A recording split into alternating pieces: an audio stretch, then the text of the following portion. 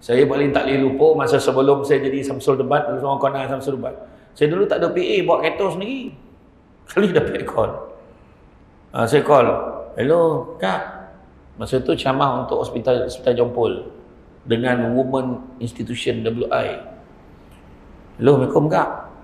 Kak nak confirm kan Kak? Saya tengok ni tajuk tak ada. Hari ni tajuk apa? Kelebihan penyusuan susu ibu tu.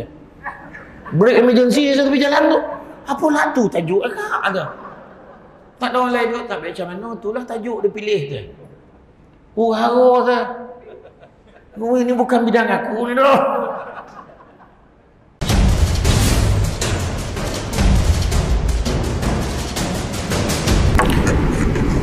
A'udzubillahi minasyaitonirrajim. Bismillahirrahmanirrahim. Assalamualaikum warahmatullahi wabarakatuh. Alhamdulillahillazi arsala rasulahu bil huda wa dinil haqqi liyuzhirahu ala dini kullihi walau karihal kafirun walau karihal musyrikun walau karihal muslimun. Subhanaka la ilma lana illa ma 'allamtana innaka antal alimul hakim. Rabbi shrah li sadri wa yassir li amri wahlul 'uqdatam min lisani yafqahu qawli. Alhamdulillah. Boleh gonggok lah. Alhamdulillah. Syukur kepada Allah SWT. Segala puji bagi Allah Tuhan sekalian alam. Salawat dan salam ke atas junjungan besar Nabi Muhammad sallallahu alaihi wasallam.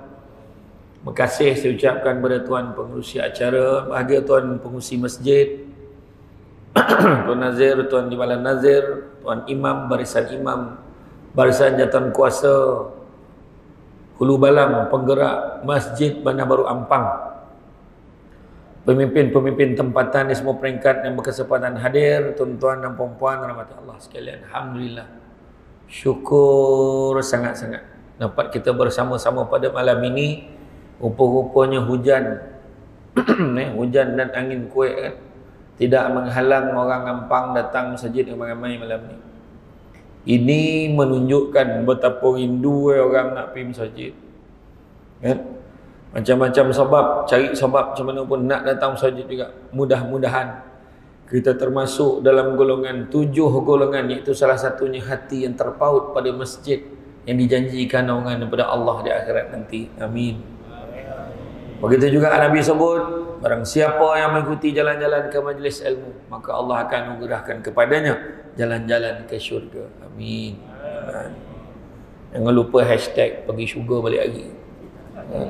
Hashtag tu. Jadi hari ni tajuknya special kan, sebab namanya kuliah maghrib takajud. Kuliah maghrib apa nama? Jemputan. Jadi jemputan ni makna tak kekal lama. Jemput datang, lepas tu takat tu lah, tak tahu lagi lah bila akan datang kan? Sebab nak mendapat tarikh tu bukan senang, tapi syukur dapat datang. Tu yang jadi berapa malam ke Ampang kan. Tak muat-muat ni tadi saya patilah muka dia oli kan. Hari tu dia dah datang dah kat sana, ni dia datang dah lagi. Maknanya dia dah go majlis ilmu tu, alhamdulillah. Dan malam ini tajuk yang telah diberikan, jom tambah pahala kan. Macam mana caranya? Tu soalan. Dan ada question mark kat situ. Macam mana cara? Menambah ni ada dua keadaan. Daripada tak ada jadi ada, itu pun bertambah. Daripada ada bertambah ada. Itu dua keadaan. Sebagai seorang pendebat, pentingnya kita memberikan definisi takrifan secara literal maupun kontekstual pada tajuk itu dulu. So pahala ni apa? Pahala ni adalah merupakan satu contoh perkiraan yang diberikan sebagai balasan kepada ibadah yang dilaksanakan. Namun demikian, sampai ke hari ini ia merupakan rahsia. Tak ada siapa yang nampak. Kan? Tak ada siapa yang nampak. Pahala ni nak nampak bukannya dengan mata kasar kita. Dia nak tengok dan rasa dengan pandangan mata hati. Macam itulah lebih kurang kan? Itu sebab sikit-sikit hati kan, persoalan hati. Sampaikan Nabi sebut, dalam tubuh badan manusia tu ada sekatul daging. Kalau baik sekatul daging tu, maka baiklah seluruh tubuh itu. Kalau tak baik sekatul daging tu, maka tak baiklah seluruh tubuh itu. Maka ketahuilah bahawa sakatul daging itu adalah hati. Sikit-sikit hati. Kau terasa kocik hati. Kau bangga besar hati. Kau bercinta si jantung hati. Kan? Dia makna kata hati itu dikait-kaitkan hati. Kan? Jadi jikalah pahala itu boleh dinilai, boleh dilihat nilainya, tentulah kita akan berlumba-lumba. Salahnya kita kena yakin. Hanya orang yang yakin saja. Contoh, kalau saya tanya satu soalan kek semua yang hadir hari ini, berapa beza pahala orang yang sembahyang berjemaah berbanding orang yang sembahyang seorang? Apa beza pahala? Berapa?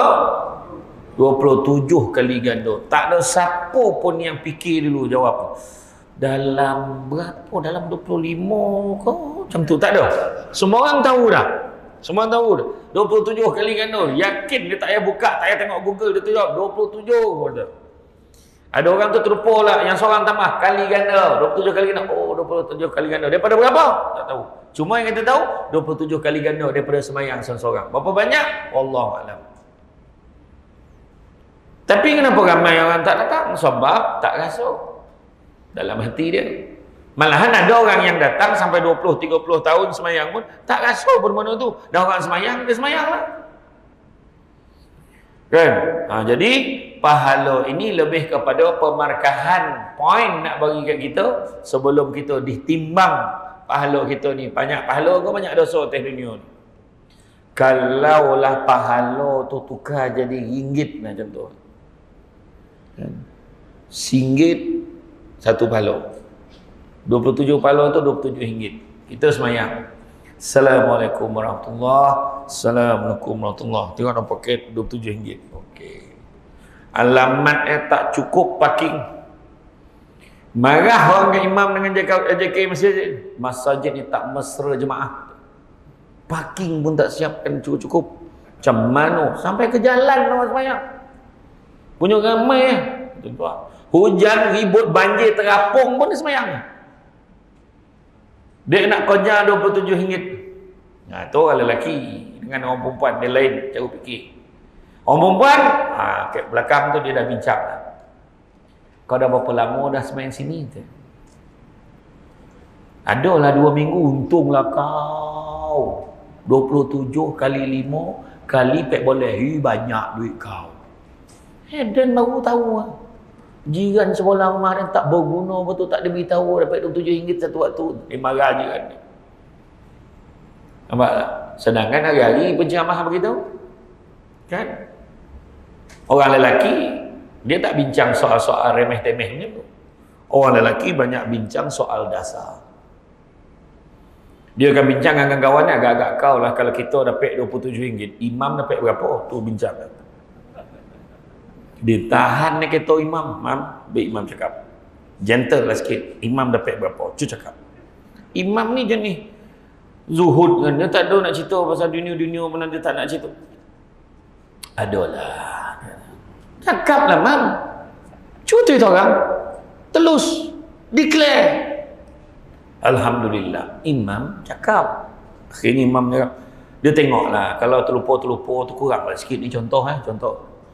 Kalau terlupa-terlupa tu kurang, kalau khusyuk tu lebih malam tu kadang busuk-busuk pun 40 ringgit tak lagi lah. Contoh lah macam tu. Memang alamat bertumbuk lah nak jadi imam malam tu. Tapi disebabkan pahala ni tak nampak dengan mata kasar. Nak tengok dengan mata hati kita. Maka dengan itulah sebenarnya keyakinan kita. Itu sebab Nabi sebut sesungguhnya setiap orang Islam itu adalah sama. Yang membezakannya hanyalah amal soleh dan ketakwaannya kepada Allah. Takwa ni dia lebih lagi pada takut tu. Takut ni lain. Takwa ni dia rasa dokek dengan Allah. Dia takwa, takut lagi dokek. Macam orang sibuk tengok cerita hantu kan. Takut hantu makin dia lagi. Kan? Tapi dengan Allah ni ketakutan itu menyebabkan dia lagi dokek dengan Allah. Hantu sepatutnya. Kan? Macam tu. Faham tak Faham tak ni setakat ni? Faham tak? Kalau faham, sekianlah ceramah pada hari ini. Tak susah kau jual ni tu. Sebab kita nak cerita basic. Kan? Terapik macam tu Ustaz kan? Jadi maka sudah tentulah kita akan berlumba-lumba untuk mencapai amalan yang baik seandainya kita nampak pahala. Itu sebab Nabi sebut pada seorang badui ni, Arab badui ni disebut dengan Nabi, sesungguhnya aku seorang mukmin, aku seorang mukmin, aku seorang beriman. Nabi kata, alangkah baiknya kalau kamu menyebut kamu seorang muslim. Kenapa? Sebab muslim boleh selesai dengan pengakuan, tapi mukmin tak selesai dengan pengakuan. Mesti dibuktikan dengan perbuatannya, tingkah laku dia, barulah disebut beriman. Kita berani cakap, kamu Islam ke? Islam. Kita boleh cakap, kau betul, kau dah lama Islam. Apa nak kau tanya macam tu? Memang berdulu dan Islam. Marah. Tapi berani tak cakap dalam bandar Berampang ni, aku rasa aku paling beriman ni. Berani tak cakap? Tak berani kan? Kalau cakap apa dah sor dah kan? Lupa diri. Aku paling beriman ni biasa, tak ada dah. Banding dengan imam tu, imam bawah sikit lah pada aku. Umat dia pula. Anda pula dia kan. Contoh. Dia tak dapat dia. Iman ni memang kita dengan Allah. Kan? Iman ni apa? Tu sebab ada seorang artis pernah tanya Abang Samsul Rau-Rau. Seorang artis dia tanya Abang Samsul Rau-Rau. Abang Samsul Rau-Rau pula tanya saya. Apa? Tanya abang. Bang, dia memang panggil saya abang, saya pun panggil dia abang. Apa dia bang? Tak ada lah, ada seorang tanya saya bang. Dia tanya apa? Dia tanya kalau betul lah pakai tudung menutup aurat tu wajib, kenapa tak masuk dalam rukun Islam? Tanya macam tu. Habis bang jawab apa? Sebab aku tak tahulah, aku tanya kau. Dia kata macam tu. Kan? Aku pun tak tahu macam mana nak jawab tu. Lepas tu saya pun cakap macam ni lah. Sebenarnya bang, banyak lagi benda-benda yang wajib kita buat pun tak masuk dalam rukun Islam. Lagipun kau siapa nak menentukan masuk dalam rukun Islam ke tidak? Buat baik pada mak ayah, wajib pun tak masuk dalam rukun Islam. Amar ma'ruf nahi munkar, wajib pun tak masuk dalam rukun Islam. Kan? Taat pada ketua kan? Pun tak masuk dalam Islam. Tapi bang, kalau setakat dengan dia, kalau dia nak baca rukun Islam, jangan lupa baca rukun iman sekali. Rukun iman. Percaya pada Allah tak? Percaya. Percaya pada Rasul tak? Percaya. Percaya pada kitab? Percaya. Kalau tengok tu percaya pada Allah, percaya pada Rasul, kitab, apa yang dah disuruh? Belum habis sampai ujung tu. Makna kalau percaya, apa Allah Ta'ala suruh tu buatlah. Banyak cekadak kau. Nak tanya-tanya pula kan? Iya, tapi Alhamdulillah sekarang dah terbuka. Dulu orang cakap, oh sebenarnya menutup aurat mengganggu prestasi atlet. Ada yang cakap, sekarang elok. Bertudung kawan tu lagi. Kemudian ada penciptaan tudung yang sesuai dengan atlet tu supaya dia poi tu sama laju. Nampak tak? Ringan dengan material dia. So, silat-silat Amerika pun pakai tudung. Sebab lagi laju lah yang bertudung tu daripada dia. Patut macam tu kita fikir. Kan? Nampak? Jangan jadikan agama penghalang. Betul? Kan? Terlalu banyak amalan boleh kita lakukan untuk mendapatkan pahala. Berbuat baik pada mak ayah, pahala. Bersedekah, pahala. Bagi orang makan, pahala. Malam ni je saya banyak dapat mesej, berabut-rabut orang tanya, Ustaz, malam ni kami siapkan makan, singgah kedai saya. Ada? Saya tak nak menghapakan masjid. Sebab saya yakin walaupun tak cakap, makanan ada. Kan? Mesti ada. Okey, ada. Jadi bila makanan ada, makruh ceramah lama. Tentulah. Kan? Bagi orang makan dan banyak lagi benda-benda baik yang kita buat. Apa yang paling penting, kan? Semua benda ni boleh menjadi pelaburan pahala untuk saham di akhirat nanti. Namun daripada banyak amalan boleh dilakukan itu, manakah yang boleh menjadi pengalir pahala kepada kita untuk menuju syurga Allah? Yang mana satu? Ada banyak kan? Ada banyak. Rasulullah SAW bersabda, sesungguhnya antara amal kebaikan yang mendatangkan pahala setelah orang melakukan yang meninggal dunia, nampak sampai meninggal dunia pun masih ada gitu dia, antaranya adalah ilmu yang disebarluaskan, anak soleh yang ditinggalkan, mushaf kitab-kitab keagamaan yang diwariskannya, masjid yang dibina, Rumah yang dibina untuk penginapan orang yang sedang dalam perjalanan. Sungai yang dialirkannya untuk kepentingan orang ramai, dan harta yang disedekahkannya. Hadis riwayat Ibnu Majah. Pertama, ilmu yang disebarluaskan amat besar rahmatnya bagi orang yang menyampaikan. Itu sebab aja yang sonang-sonang pun tak apa. Contoh, nak, jom kita poso, dia ajar anak. Anak kita bukan kata orang lain. Kita poso sunat. Hari Senin poso sunat. Senin Khamis poso sunat. Anak pun ikut. Dia terbiasa, kita pun padam, meninggal. Ji'un, inna lillahi wa inna ilaihi raji'un. Anak ni dia dah terbiasa, dia tetap tauhidkan puasa, saham mengalir untuk itu. Mak, ilmu yang disebarluaskan. Sambil kita puasa, kita share. Orang masuk dalam kubur, orang yang masuk dalam kubur, malaikat ni memang tak sama. Yang nak jalankan hukuman ni, sebab Allah perintahkan, dia laksanakan. Dia nak pukul kepala, jangan. Kenapa pula? Malaikat satu lagi tahu, jangan kau pukul kepala tu. Kenapa? Dia ni rajin mengaji, dia ni rajin berzikir. Oh, jangan pukul kepala. Contoh kita pukul perut nak pukul perut, jangan. Kenapa pula? Dia ni rajin puasa sunat. Nampak? Insurans. Kalau contoh kita bantai kaki jangan. Nampak pula? Dia ni rajin qiyam al-lail, bangun malam. Tak? Bangun malam ni makna lopeh tidur. Tu yang kita disunatkan tidur dulu, baru bangkar, baru bangun. Sebaik-baiknya 3/4 malam. Dalam area pukul 4:30 macam itulah. Qiyam al-lail, bangun malam. Bangun koncing tidur balik tak kira. Kan nak apa? Jadi bangun dia kan. Bangun monotu apa? Bangun maknanya kita bersiap, berwuduk, beribadah. Itu paling tidak bangun malam duduk kat katil tu. Allah, paling tidak zikir, ya Allah, banyak dosaku ya Allah. Contohlah qiyam al-lail.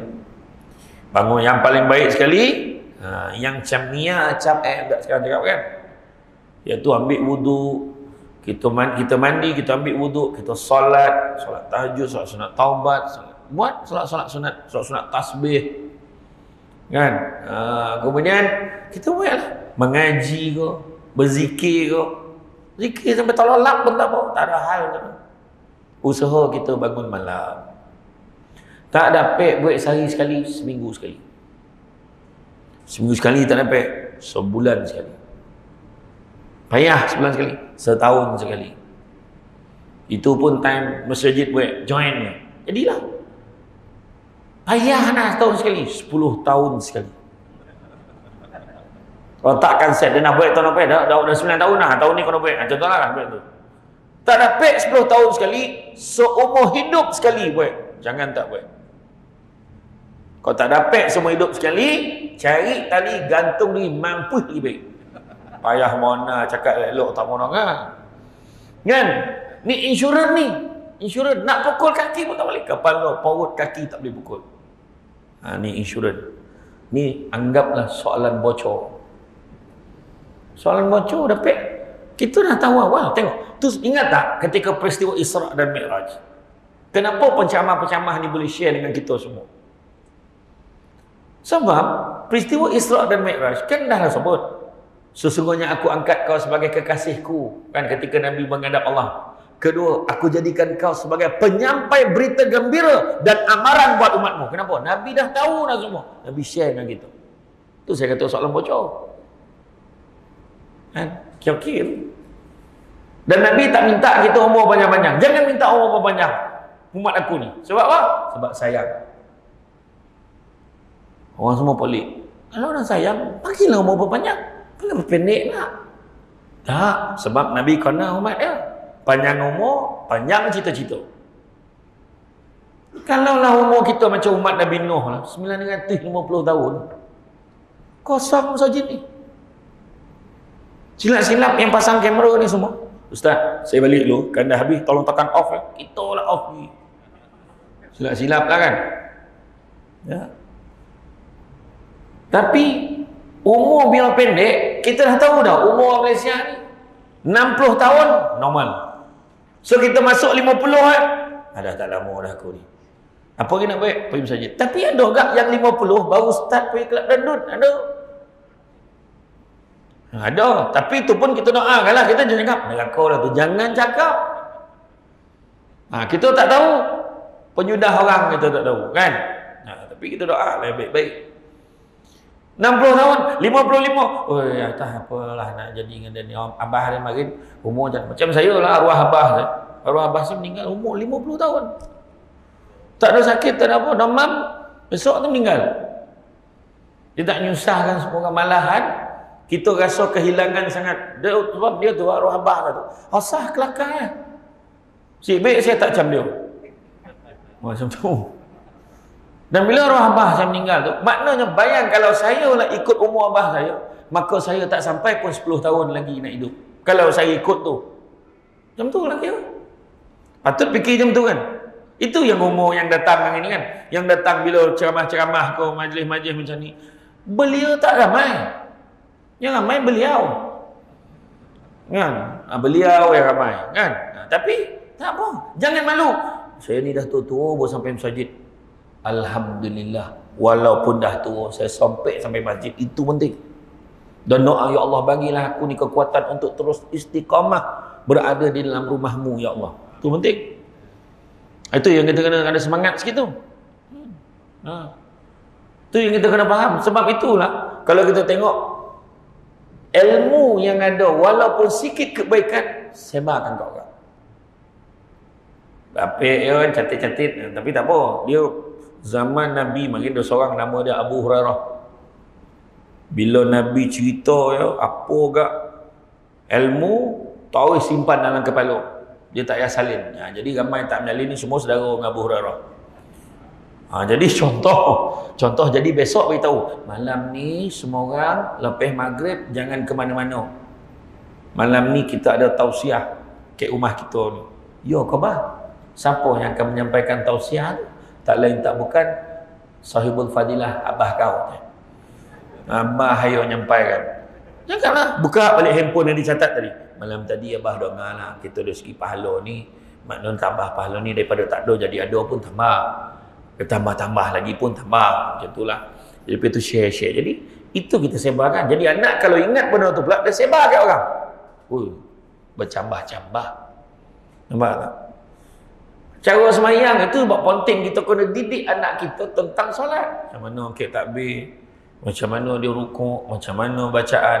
Sebab dia akan guna sepanjang hidup dia. Nampak? Itu sebab ya. Jadi dia kata amat besar rahmatnya orang menyampaikan, menyebarkan dan mengajarkan ilmu dunia dan akhirat yang bermanfaat. Ilmu dunia mengajar tentang bagaimana nak membina bangunan. Bangunan, kontraktor ajar macam ni. Jangan ajar dia tipu. Kau baik macam ni kau dah untung berapa ribu. Tak apa. Jangka hayat kau cabut satu tiang tu, sebelum tu jangka hayat boleh tahan dalam 1 tahun. Kau cabut satu tiang, dah tinggal 40 tahun. Tak ada siapa perasan masa tu kau pun dah mampu. Macam tu pula dia ajar. Jangan ya, jangan. Ya, kita kena jaga tu. Ilmu yang baik pun dapat sahab, ilmu yang tak baik pun dapat sahab. Macam mana kau nak ada perempuan tu senang ni, kau baca ayat ni, kau baca daun senda pun cenderung secekor manis sanduk sedang berdiri sedalam kau sinuk manis. Kau tiup lagi sampai tak salin. Rugilah tak salin. Budak perempuan tu minum langsung senyum. Ada ajar ilmu macam tu yang tak elok macam tu. Kan? Tersebar pula. Dia pakai pula. Jadi maka merebaklah pula dosa gitu. Macam tu juga dengan bondo-bondo dekat dalam media sosial. Kita tulis bondo-bondo tak elok pasal orang. Kita pun tak pasti. Tiba-tiba orang sebar panjangan. Sekejapan sahaja kita bergelar jutawan dosa. Jutawan dosa. Macam mana nak remove tak sampai, orang sampai screen capture.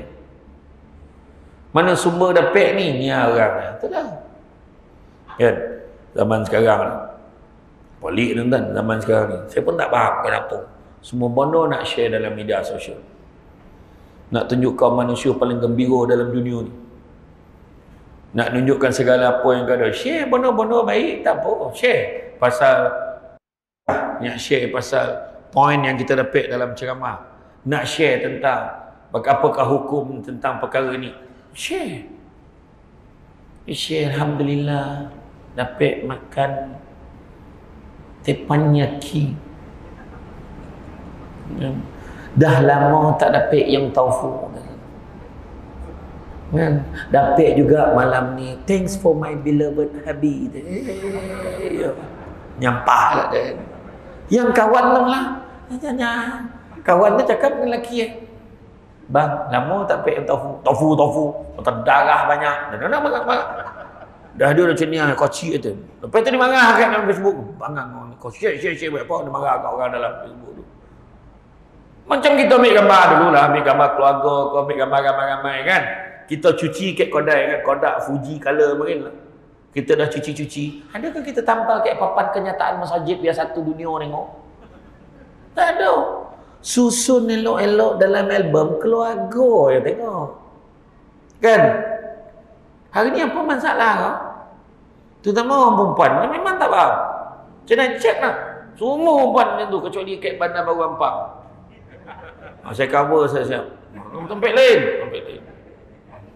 Nak makan, tilu. Pahal kau. Boleh bergaduh tu dengan lelaki tu. Tak ada pun ambil gambar hari ni. Bukan sebab gambar, sebab dia tak payah tunjuk dengan orang tu dia marah. Yang lelaki paning. Paning lelaki. Macam mana nak baik tuan? Kan?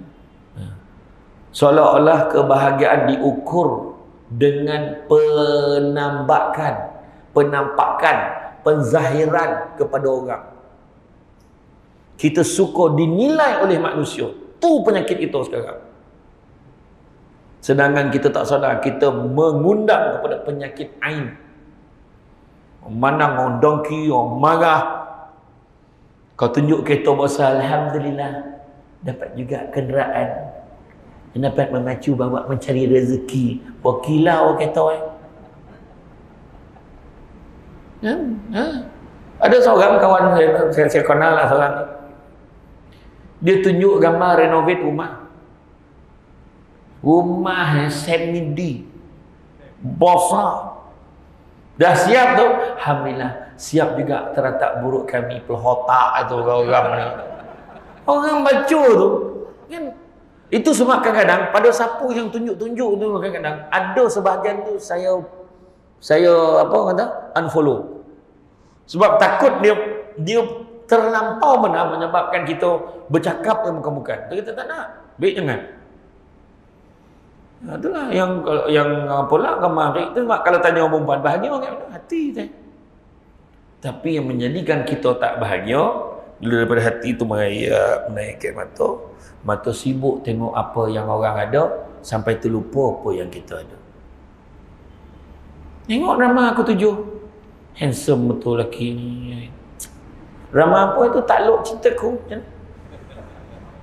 Sekarang dah lain lah kan. Tajuk lain lah. Tajuk apa? Yang Syarnas lakon tu sama? Cik orang perempuan tak tengok. Nyampah lah dia kan. Tak, dia tengok hero kat dalam TV tu.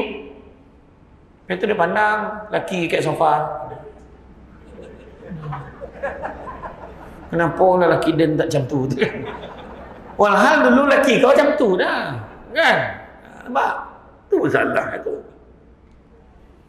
Anak dia kahwin dengan orang kacukan. Macam orang putih. Nampak? Itu kita kahwin tak salah. Itu sebab kadang-kadang ada orang dia tak buat beria benar. Kenduri kahwin kan? Sekadar jemput majlis, meraikan dia, jemput datang, meraikan makan dia. Tak ada beria bersanding, tertak, tung. Macam Samsul Debat, memang saya tak boleh baik kenduri kahwin orang time pengantin sampai tak boleh. Kesian pengantin. Yang DJ lah mengumumkan, oh Samsul Debat pun datang. Sudah, dah tak peduli pengantin. Kesian pula aku pengantin. Tu yang saya kalau mak saya pergi kan, kita pergi malam lah mak, kalau mak saudara kan pergi malam sebelum kenduri dia esok tu. Ataupun dah hujung-hujung orang dah mula balik tu, masa tu pun sampai. Sian orang tak nak gambar dengan pengantin tu dah gambar kat masa depan. Kau tengok kan telokong tak telokong kan kira tu dah. Gambar macam ni tangan keluar. Aduh hai. Tapi saya tak risau dah. Orang rumah saya pun tak risau. Dia kata, tak apa. Tak risau dah. Setakat ni tengok gambar. Orang gambar dengan abang ni semua tu tua tu. Ya. Kan? Okey. Sebab untuk ni saya suka menggambarkan. Saya menggambar. Dia semua doa. Saya doa Ustaz panjang umur, murah rezeki. Untuk. Budak muda selfie berapa dah. Oh dia beli tu. Kan? Ilmu ni tak kira. Ilmu tu walaupun ilmu dunia, ilmu akhirat, yang penting bawa manfaat. Ilmu akhirat lebih lagi lah kan, pemborek tu. Saya paling tak boleh lupa masa sebelum saya jadi Samsul Debat, dulu orang kenal Samsul Debat. Saya dulu tak ada PA, bawa kereta sendiri. Kali dapat call. Saya call, hello kak. Masa tu ceramah untuk hospital Jompol dengan Women Institution WI. Hello, Assalamualaikum kak. Kak nak confirm kan kak? Saya tengok ni tajuk tak ada. Hari ni tajuk apa? Kelebihan penyusuan susu ibu tu. Break emergency satu tepi jalan tu.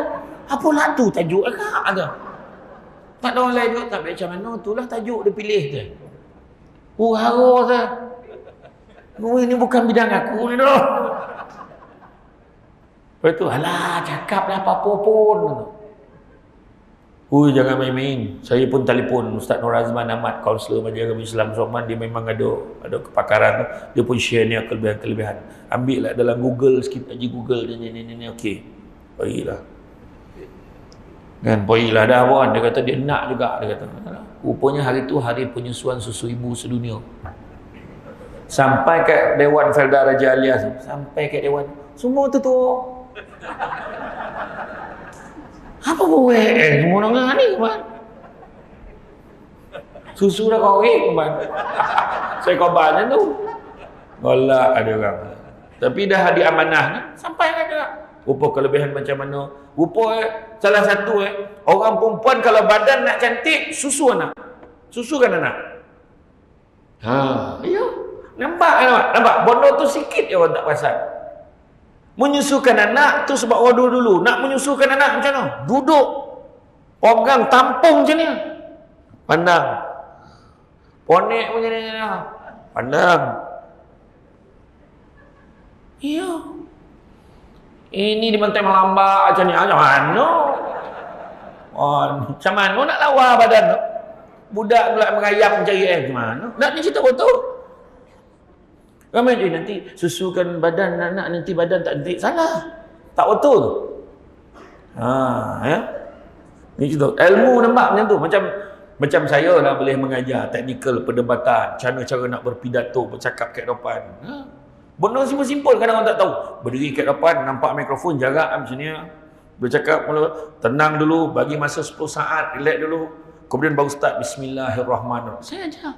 Maknanya teknikal. Jadi benda tu kalau ada manfaat ni, sampai masa akan datang, dia guna skill tu untuk bercakap dengan orang, menyampaikan kebaikan, mudah-mudahan ada pahala untuk saya juga.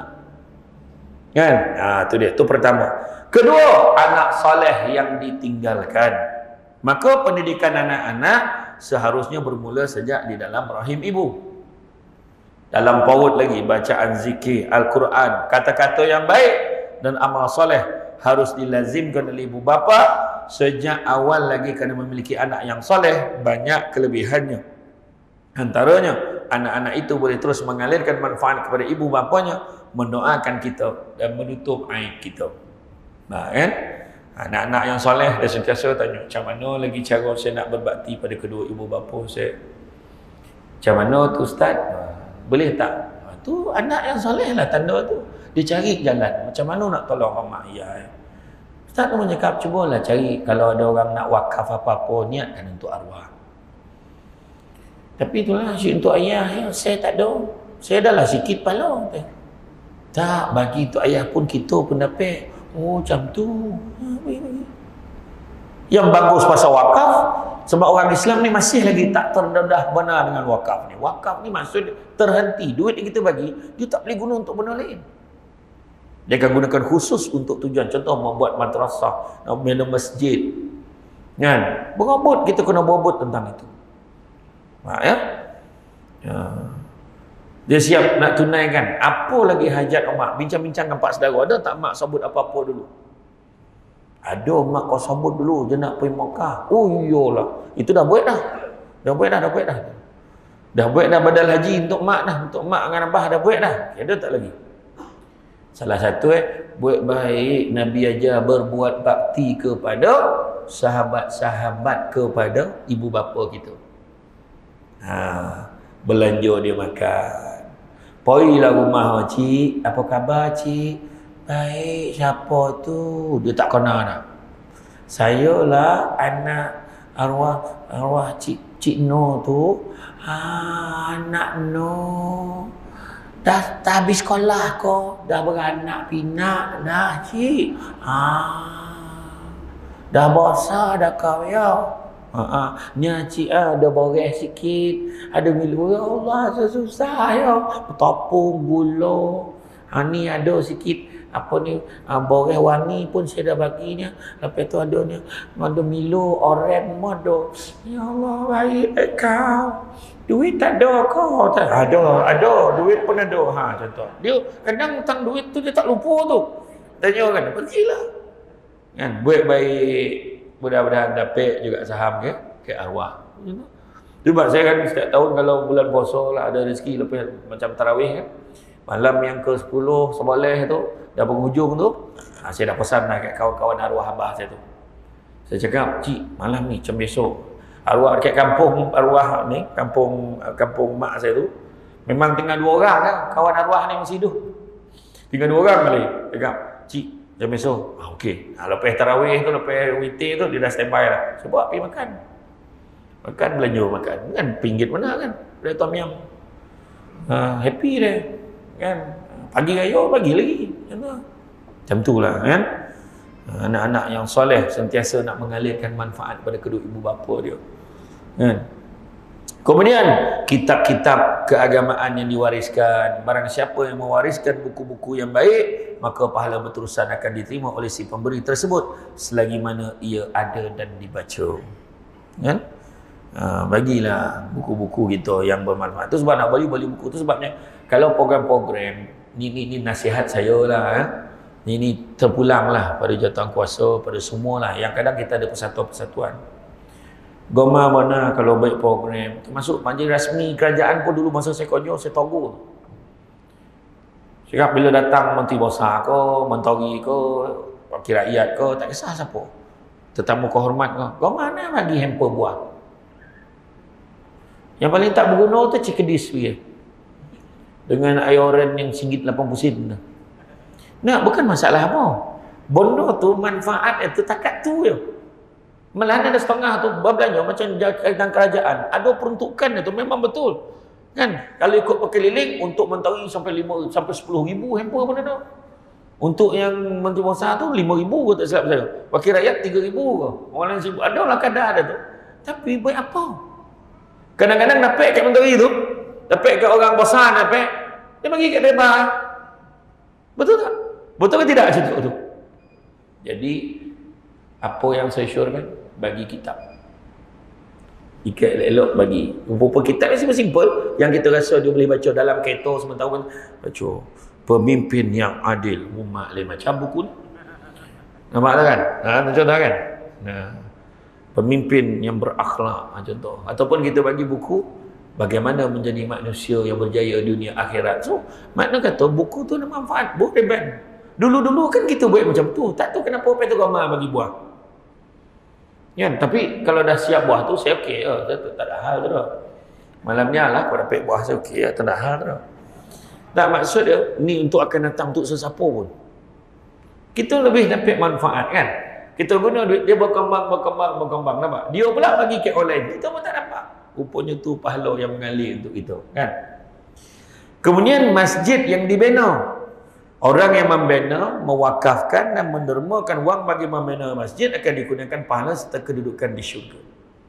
Sebagaimana disebutkan dalam hadis Rasulullah SAW, sesiapa yang membangunkan sebuah masjid kerana Allah walau sekecil apapun, maka Allah akan membangunkan untuknya sebuah rumah di syurga. Hadis riwayat Bukhari dan Muslim. Malahan yang paling penting, kita tak dapat nak bina satu masjid, tapi kita masuk bahagian. Itu pun bersetengah pandangan kata termasuk dalam golongan membina masjid. Dengan satu syarat, tangan kanan bari, tangan kiri jangan berbunyi. Ini menjeboh cerita dengan orang. Kan? Saya cakap lah, kau tahu tak kos pembinaan masjid tu berapa? Berapa? 5 juta. Oh, dah lah RM5 kau sebut mak langsung tak dapat kok. Kan? Macam tu lah kira kan? Itu yang hamba Allah yang bina masjid dekat Negeri Sembilan tu kan. Ada satu bermula dia nak wakaf, kisah dia nak bina, dia nak wakafkan satu masjid tu. Okey, dekat satu tanah dapat kos dia 5 juta. Tanah saja 5 juta. Kos pembinaannya hampir 50 juta lebih buat. Masa dia boleh tak wakaf tanah tu, dia mula nak wakaf untuk mak dia. Alang-alang tu, ada tak tanah lain saya nak wakaf untuk saya sendiri. Tu dapatkan masjid Bandar Baru Senayan. Berapa harga tanah? 6.5 juta. Pembinaannya kos 100 juta lebih. Yang paling mahal tu bukan tu. Paling mahal tu dia kata, dia siap buat satu petak khas dah kat dalam masjid tu. Dia kata kalau aku mati besok situ tanam. Dan dia tak nak orang tahu, tapi kebaikan ni orang senang tahu. Walaupun dia tak cerita, orang tu sebab. Dan kabarnya di Langkawi pun dah siap satu masjid, dia niat wakaf untuk isteri dia. Pun juta juga lah, menjadi masjid yang pertama full aircon dekat Langkawi. Jadi, iyalah dia ada duit Ustaz. Kita tak ada buat cara, tak ada. Buat cara sikit. Kan? Buat kalau sikit, buat cara sikit. Buat apa yang kita boleh ni pun tak boleh buat semua, jangan tinggal semua. Sebab disebutkan dalam surah Ali Imran ayat 92, belum sempurna kebajikan seorang mukmin selagi mana dia tidak menginfakkan sebahagian daripada harta yang dicintai ini. Nampak? Poin tu yang kita cinta bagi. Tu dia. Tiba-tiba lalu tabung, tengok dalam wallet RM5 dengan RM100. Mana yang paling kita sayang? Tu kita bagi RM5, sebab RM5 yang paling kita sayang. Macam tu kan. Si hati tak sayang benar lah, ni saya nak habis kau jap ni kan. Jawapan ni kan falsafah tak kisah lah bagi. Ya, jadi begitu juga yang kelimanya, rumah yang dibina untuk musafir. Ada orang dia buat rumah. Untuk makluman semua, ada satu sahabat ni, dia di Skudai. Rumah dia ni besar. Dia buatkan satu side tepi rumah dia tu, dia buat rumah penginapan. Dan dia biasa dengar kalau ada penceramah luar datang, dia akan bagi menginap kat situ. Dr. Zaharib, Samsurau, Ustaz Aslin, saya sendiri dah merasa dah. Memang standard hotel betul. Memang sangat selesa. Dia buat dalam 4 bilik je. Memang sangat selesa. Dia buat tu memang khas, memang tak ada bayar apa-apa. Ini yang dia kata tadi. Nampak? Untuk musafir. Dan nak pula musafir ni pula doa dia. Yang mahal tu doa musafir. Itu sebabnya kalau apa, siapa nak minta doa malam ni minta. Saya musafir ni. Lepas ni kan nak pergi Perak. Contoh. Tapi betul, bila saya duduk itu pergi ke Langkawi, Ustaz Aslin okey. Apa ni Ustaz Aslin pun dia musafir juga lah. Ustaz Abdullah Khairi okey. Jadi berobot-obot entahlah, entah musafir, entah doa. Waktu doa makan pun bagi yang musafir itu doa. Itu kepentingan dia. Itu sebab jangan halau orang musafir ni. Kan? Contohlah. Tapi tak payahlah semua orang minta doa kan. Bila lah nak keluar dari masjid ni. Dia tuan-tuan nak minta doa, minta lah Ustaz Don. Memang semua ni layan dia. Ustaz doa, Ustaz jadi boleh kahwin. Dia macam tu. Ustaz Don tu. Kan? Ini apa tu? Minta doa. Orang yang musafir ni doa dia Allahu Akbar. Kan? Power. Contohnya apa kita tengok? Yang paling penting sekali, dia memudahkan untuk mereka berehat dan tidur sebentar. Dan bukan untuk tujuan maksiat. Di negara kita ni, antara contohnya adalah hentian rehat dan rawat. Itu dia. Kau dapat lah kan, dia pergi jumpa dengan orang plus tu. Cakap boleh tak saya nak sumbangkan wakaf pondok satu. Keluarga boleh duduk makan kat situ. Nampak tak? Pondok ini disumbangkan oleh tulis tu. Dia minta buat surat nak ni kan. Contohlah. Iyo. Kan bukan susah mana dah kan kadang-kadang. Rumah tu dah lama tak bertunggu. Dia buat jadi ada satu banglo dekat masjid tanah. Dia buat juga. Orang nak bercuti pergi kat situ kan, teman-teman. Tapi dia kata dia dah bagi diskaun banyak lah. Tapi memang kalau ikutkan mahal tu. Tapi dia bagi diskaun lah banyak lah. Saya pun tak ingat berapa. Tapi memang cantik lah tempat. Kan? Jadi macam tu lah. Jangan bukannya untuk tujuan maksiat kan. Buat rumah ayam. Senang. Rumah ayam buat. Yang paling kelakar orang yang pergi rumah ayam kat Thailand ni. Ada satu cerita dia pergi rumah ayam. Tahu rumah ayam? Pergi rumah penyembelihan ayam. Tak faham betul. Dia pergi sana mencari ayam untuk disembelih. Yang tak faham tu tanya orang yang faham. Dia pergi sana. Dia pun pergilah. Dah selesai dia menyembelih ayam tu. Dia keluar daripada pusat tu. Dia dengan kawan-kawan yang boleh burak tu. Ui, lapar pula. Kat mana nak cari restoran halal? Bayang tak? Mengojokan ayam tadi tak ada. Dia tanya halal-halal lah. Dia menterdarah tanya restoran halal. Itu hebat orang Islam ni kan. Itu dia. Tapi bukan orang sini dah, tempat lain. Ya. Kemudian sungai yang dialirkan untuk kepentingan ramai. Mereka yang membantu mengalirkan air bersih kepada manusia dan makhluk-makhluk Allah yang lain bakal memperoleh barakah sebagaimana air itu diminum dan digunakan. Itu sebab penting. Bila kita sebutkan nak pula sekarang ni isu banjir. Kek Langat, Kek Ceras itu kan kita tengok macam mana di Shah Alam. Penting kita memelihara sungai. Inilah dia. Dan kadang-kadang buat pemajuan tak kira pemajuan dibangunan di kawasan bersebelahan, tak mengambil kira keadaan ke mana aliran sungai itu cukup ke tak cukup. Kadang-kadang ditutup sungai. Saya pergi ke Daegu di Korea. Daegu lebih kurang 4 jam perjalanan daripada Seoul. Oh, ya, nampak kampung ni Korea sampai nak. Tak, yang dia pernah sungai itu ditutup dah. Sungai itu dah tutup. Dia buat jalan jadi 4 lane. Tapi disebabkan dia memikirkan alam sekitar ni, dia korek balik jadikan sungai balik. Tinggal 2 lane. Dia buat. Bayangkan. Tu sebab kita tengok kan mak ayah kita dulu. Longkang tersumbek depan rumah. Apa dia buat? Dia tak tunggu majlis. Dia sendiri yang korek nak pastikan depan rumah tu mengalir elok, tak mengganggu majlis. Nampak tak? Dan buat gotong royong tak payah tunggu majlis nak buat gotong royong perdana. Kan? Dia sendiri dalam kampung buat. Tapi hari ni kalau gotong royong dengan majlis, dia bukan gotong royong gotong. Sudahnya PBT yang beri buat kerja. Dia ambil gambar yang pegang cangkul. Kan? Yang seorang ambil water jet tembak tak cicak. Dan ni contoh. Tak contoh lah kan. Saya tak cakap sesiapa itu contoh. Kemudian harta yang disedekahkan, antara manfaat sedekah adalah memanjangkan umur dan rezeki kita, kehidupan kita diberkati Allah SWT, dikurniakan kesenangan dan kelapangan jiwa serta pahala dan kebaikan yang berlipat ganda.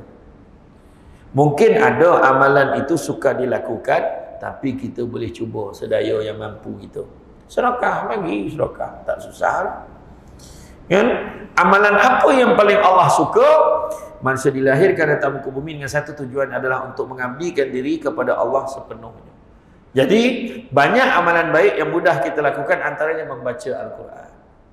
Kan? Baca Al-Quran pun tambah pahala. Sementara tunggu isyak, janganlah balik dulu, ngajilah jam. Kau dapat hafal dapat 3 ayat, besok lupa. Hafal balik. Pahala. Walaupun lupa, tak ada masalah. Jangan putus asa, hafal lagi. Kan? Kan? Kemudian begitu juga salat di tengah malam yang saya sebut tadi. Salat tengah malam. Bangun malam. Sebab bukan senang. Nak pula kita ni Kita boleh menganggap lah pahala ada kemungkinan kita dapat lagi besar sebab apa? Halangan kita pun besar. Apa halangan? Katil Dreamland Tilamet. Dreamland. Macam mana nak bangkang? Mengigau kau jawab. Lagi beri aircon. 3 kosong kudo sampai todong kudo tu berlari. Dia laju kan. 3 horse apa? 3.0 horsepower dia tu. Yo, bayangkan tu. Kan aircon, soju. Lepas tu sadap tidur. Kawan saya mari masuk ke universiti ada seorang, dia boleh tidur 2 hari. 2 hari dia tidur. Iya, dia tidur hari dia memang jenis memang banyak kelas dia tak pergi lah. Tapi hari ni alhamdulillah dah jadi doktor dah dia. Masuk ke universiti mari lah perangai cakap teman, no kau ni. Orang biasa bangun tidur, pukul berapa dah? Dia lain, dia bangun hari apa dah? Lain macam salah dia. Hari apa dah tanya, lupa dah. Jangan ya, yang banyak nak tidur. Firman Allah SWT bermaksud dan bangunlah pada sebahagian dari waktu malam serta kerjakanlah sembahyang tahajud padanya sebagai sembahyang tambahan bagimu. Semoga Tuhanmu membangkitkan dan menempatkanmu pada hari akhirat di tempat yang terpuji. Nampak? Bangun malam, ya. Dan begitu juga puasa. Selain pada puasa bulan Ramadan, itu buat juga puasa sunat. Ya, lazimkan puasa sunat. Nak pula time PKP itu kan. Kita dah tak ada benda lain. Orang perempuan pula dia dah masuk grup masak apa pun tak jadi. Hari-hari dia masak. Jadi sukan yang paling popular waktu PKP itu bukan jogging lah, membadak kat katil. Itulah sukan yang paling top sekali. Tu yang makin lebar tu masuk pun cakap makannya. Kadang-kadang PA saya dah beritahu dalam masjid dah. Jangan apa ya. Ustaz ni bagi buah ni. Sampai ke tempat tu. Ini hajat orang kampung Ustaz. 2 ekor kambing siap tak dapat diet tu. Makan lalu kan. Tapi tak apa. Puasa ni nak bagi rehat badan kita. Kadang-kadang nak ambil macam mana? Kat Malaysia ni dalam Asia Tenggara ni antara yang top obesity. Kan? Macam saya, tinggi saya kan 183 cm. Maka yang sesuai untuk berat badan saya sepatutnya 80 kilo. Ini dah terlebih 20 kilo lebih. Bukan sikit kan? Ya. Saya try kat buat basikal itu. Sampai selekoh kedua sudah saya tolak basikal tu. Tak terayur. Lagi laju lah basikal ni pergi daripada aku ngayuh ni. Kan, terutama tak naik bukit. Yang sebenar naik basikal ni kalau ada grup kan. Ada grup baru dia okey kata kan. Awak naik seorang. Sudah jogging paling tidak berjalan. Exercise kan. Macam orang nak pergi umrah lah kan. Kan kita nak sarankan supaya dia bawa berjalan, biasakan berjalan kan. Betul. Ni dah ni siapa kita harapkan janganlah lama nak tangguh. Siapa nak pergi dengan Samsul Demat bulan 3 ya. Dengan Al-Mikaela Travel ada booth dekat luar tu kan. Ni bukan promote dah, lebih kurang macam tu. Kan. Saya pergi bulan 3. Mak saya pun nak pergi bulan 3. Dia kata, mak pergi dengan kau lah. Sebab dia tak ada, biar dia panas jangan sojuk. Sojuk tak tahan. Kan? Yalah mak, boleh lah mak kan. Bulan 3 insya-Allah. Siapa nak pergi ya? Bulan 3. Saya bukan apa. Sekarang ni kena hati-hati ya sebab siapa ni just beritahu lah siapa nak pergi umrah. Tengok flyers tu, dekat flyers sekarang ni pada syarikat travel wajib letak nombor kelulusan daripada Kementerian Pelancongan. Dekat flyers tu lagi. Sebab kita tak nak lagi ada accident kono tipu ni. Supaya nombor siri tu kita boleh cek dekat website Kementerian Pelancongan. Betul tak dia dapat kelulusan. Banyak lah yang menipu ni. Kadang-kadang dia tak nipu poi umrah. Kadang kat KLIA dia dah cakap dah pada semua jemaah. Kita kena sabar, kuat semangat, jangan hilang fokus. Kita bukan nak berseronok-seronok, kita nak beribadah ya. Itu makna hotel kau bertukar. Kan, ada elok dia bagi janji kan. Saya tak boleh, saya benar macam tu saya tak boleh. Sebab kita janji dengan orang, jangan. Kan, itu yang makcik tu. Anak-anak kalau nak sponsor, mak pergi jangan bagi package yang paling teruk sekali. Mak dah lah sikit lutut bagi package hotel dia hujung kan. Sampai ke hotel lah, mak tanya, Mekah mana Mekah? Mekah lah tu. Tapi dia jauh kan. Kan? Macam itulah lebih kurang. Jadi puasa ni juga boleh bantu kita untuk tambah pahala. Bersedekah. Sampaikan mengalihkan batu dan kayu, duri ke tengah jalan pun Nabi kata itu merupakan satu sedekah. Senyum pun sedekah. Tapi jangan senyum ke tabung, ya. Senyum ke tabung. Kan sedekah bagi. Sebenarnya hebatnya sedekah ni. Nabi pun sebut sesungguhnya bala dan musibah tak pernah mendahului sedekah. Itu sebabnya kalau siapa dah poning pula banyak nak masalah sedekah. Itu sebab kalau orang tua dulu sebelum kita keluar nak balik kampung apa, kita lalu masjid surau ke rumah kita tu berhenti dulu. Dia bagi anak duit 20 sen, RM1 bagi. Nah, pergi masuk dalam tabung surau tu, baru dia teruskan perjalanan balik kampung. Sebab dia percaya tu, sebab salah satu cara.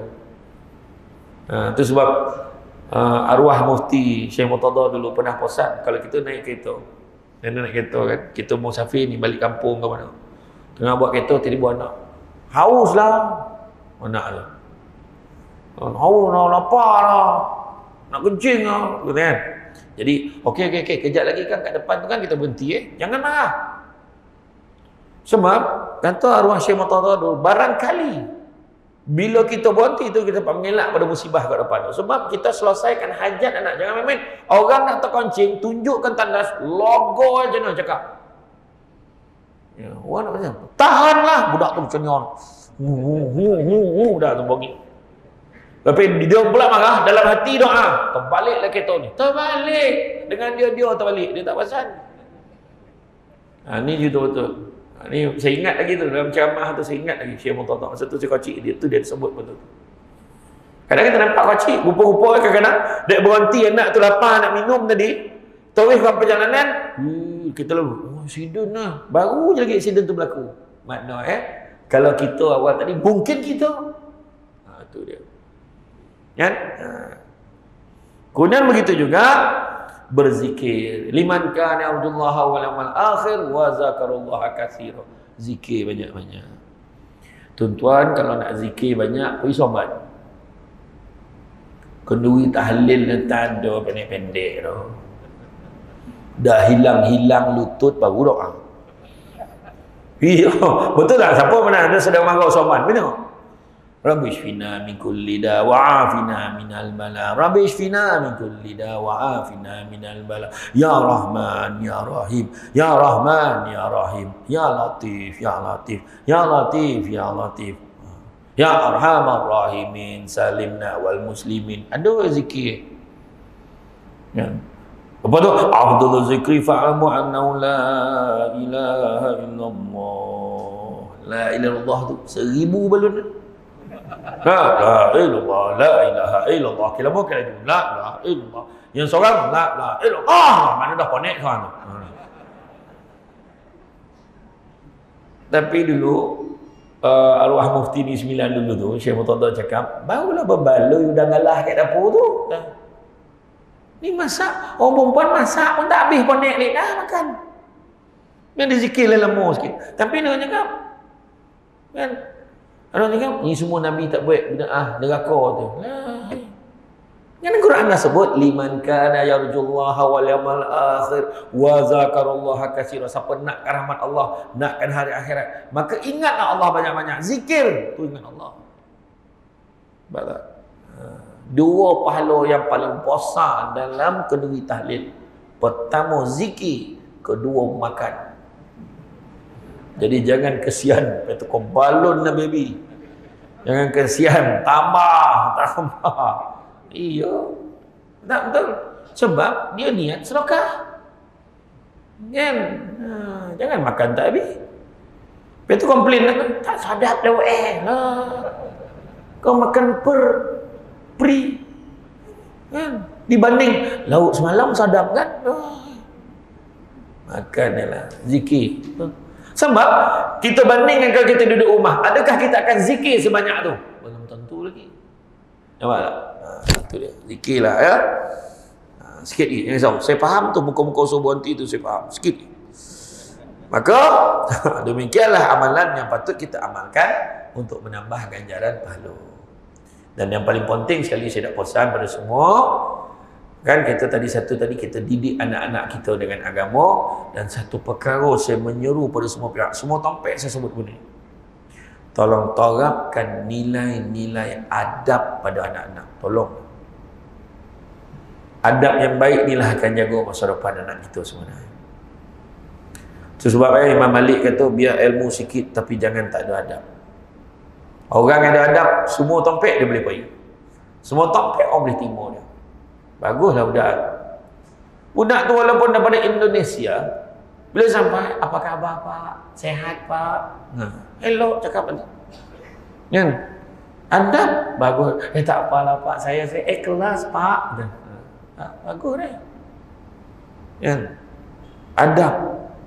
Anak murid Imam Malik yang paling senior namanya Abdul Rahman bin Qasim, dia menuntut ilmu selama 20 tahun dengan Imam Malik, tapi 18 tahun dihabiskan untuk belajar adab saja.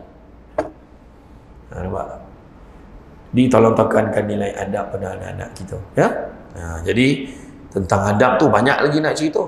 Jadi adab tu tajuk lain pula. Maknanya confirm lah kena panggil lagi, ya, macam tu. Jadi tuan-tuan dan puan-puan rahmati Allah sekalian, itu sajalah ya untuk malam ni. InsyaAllah sebenarnya apa-apa pun kita kena faham bahawa pahala ni jangan kita apa. Nabi dah pesan dah, jangan kamu panjang cita-cita. Maksudnya kalau kamu hidup pagi, jangan cita-cita hidup petang. Kalau hidup petang pula, jangan cita-cita hidup malam. Kalau hidup malam, jangan cita-cita hidup esok. Hiduplah seadanya. Beribadahlah seolah-olah kamu akan mati esok. Kan? Tapi bekerjalah seolah-olah kamu akan hidup 1000 tahun. Kan? Usaha. Hidup kita ni kena berusaha. Kan? Dan Nabi pesan, ada beberapa perkara saya anak-anak share juga. Nabi kata apa? Anak-anak Adam kalau diberikan 2 lembah emas, nescaya dia akan minta lembah yang ketiga. Tak pernah cukup. Tak pernah cukup. Tak bayangkan 2 lembah banyak dah tu. Nak lembah ketiga. Tapi Nabi ajar kita, manusia yang paling kaya adalah manusia yang sentiasa merasa cukup dengan apa yang dia ada. Dan begitu juga Nabi sebut, tangan yang di atas lebih baik pada tangan yang di bawah. Maknanya bersedekah lagi baik pada orang yang ilmu. Jangan lupa minta dengan JK nombor akaun Masjid Bandar Baru Ampang. Mulai malam ni transfer online. Tak ada hal. Sedekah mula buat. Ya. Saya dapat tu ada orang sumbangan kat tabung kena surau tengok kan. Pagi subuh dia hantar. Description dia, doakan saya kaya tu. Jumlah RM1.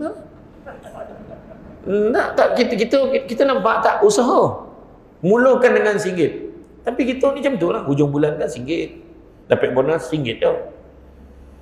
Dapat air citra pun RM1. Contohlah kan. Kok sapek lah kan.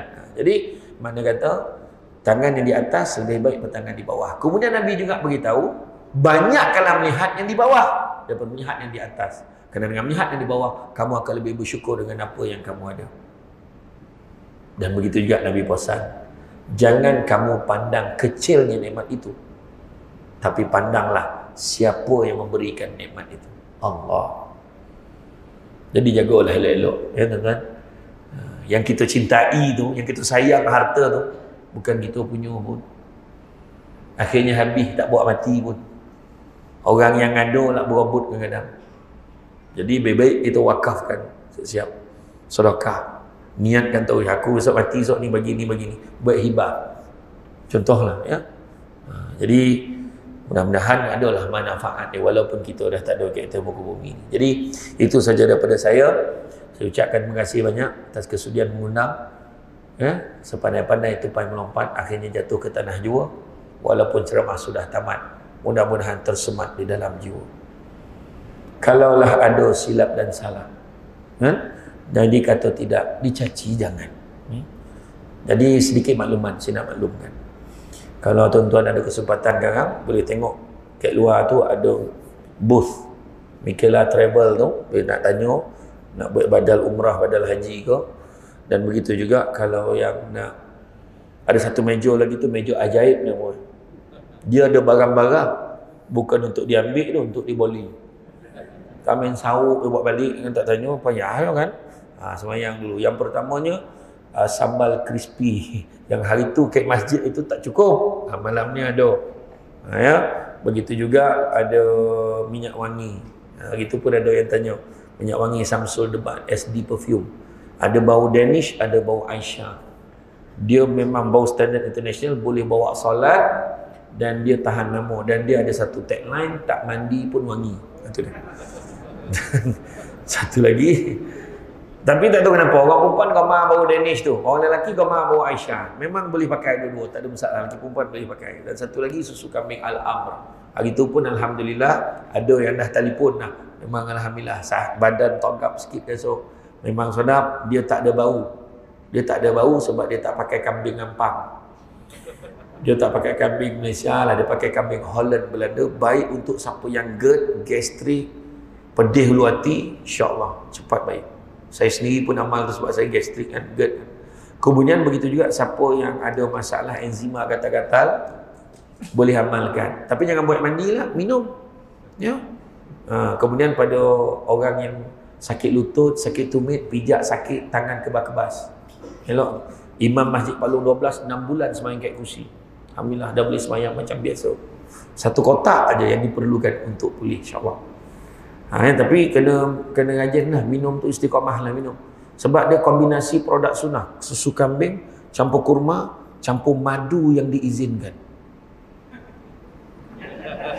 Makna madu lomba lah. Tentu kan.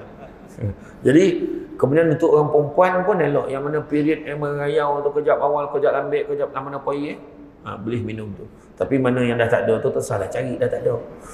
Tapi kau minum datang dia balik joki. Ya. Kemudian orang perempuan yang mengandung elok amalkan, sebab baby hari ni lahir 80% anak dia akan jaundice, demam kuning. Amalkan pada awal, insya-Allah okey. Harga dia minyak wangi tadi RM35 saja. Sambal tu RM10 saja. Susu kambing satu, ni promote, ni special. Satu kotak RM45, tapi boleh dua RM90. Macam sama, baik tak payah promo kan. Tak, boleh satu RM45, boleh dua RM80. Tak buat duit tak apa. Ambil dulu kemudian transfer kat nombor akaun. Ditakdirkanlah sampai rumah hilang ingatan. Nak ambil macam mana? Redha lah. Ya, macam tu lah. Itu saja daripada saya. Yang baik datang dari Allah SWT. Kurang tu punca kelemahan saya sebagai manusia biasa.